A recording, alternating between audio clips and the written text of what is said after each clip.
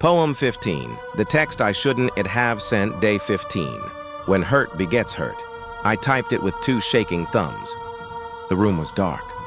The bottle done. The fight still echoing in my head like a drum beaten with regret instead of rhythm. It wasn't a question, wasn't a plea, just a sentence meant to sting like me. Don't worry, I won't bother you again. Send, followed by, hope he treats you better than I did. Send. And finally, you were never really mine, were you? Send, 3 words, 3 bombs, launched like I had nothing left to lose and everything to prove.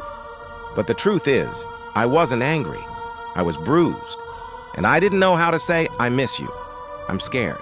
I feel like a man with no shoes in a storm I created. The message delivered. But her silence? That hit harder than any reply. No typing bubbles. No, read at 109, just stillness, digital and divine. She wasn't playing my game, wasn't handing me another chance to blame. She was healing, or hiding, or done. And I sat there, phone face up like a wound, realizing I had weaponized my own ruin. Then her voice came back, quiet, firm, no flair. You don't send love through a loaded gun.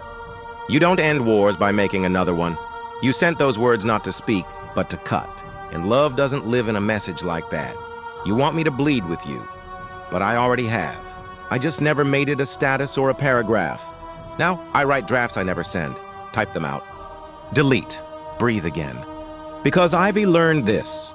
If you have to hurt her to be heard, you re-not loving her. You're just adding to the burn. Poem 16, I was jealous of her. Peace Day 16, when stillness felt like rejection. She didn't to gloat. Didn't smile smug when I broke.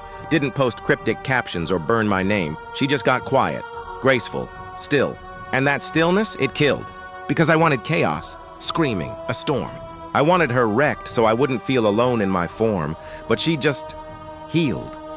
Folded the pain like laundry. Tucked it in drawers I'd never open again. Started to glow in a way that made me feel like sin. And I hated it. Not her, it. The way she grew wings while I still had fists. The way she found goat or therapy or breath while I kept dragging chains and calling it depth. She laughed again. Without me. And I mistook that for betrayal. Like joy was some kind of treason in a war I created and blamed on her reasons. Then her voice came. Not sharp, not sweet, just steady and rooted like honest feet. You thought peace meant I stopped loving you. But peace was what I needed when your storms wouldn't move. I didn't leave to forget. I left to remember how I sounded when I wasn't defending your temper. You could have had peace too if you just let go. But instead, you built a kingdom out of control. Now, I sit in silence on purpose, light candles I never used to light. I breathe deep. Because peace don't scream. It invites.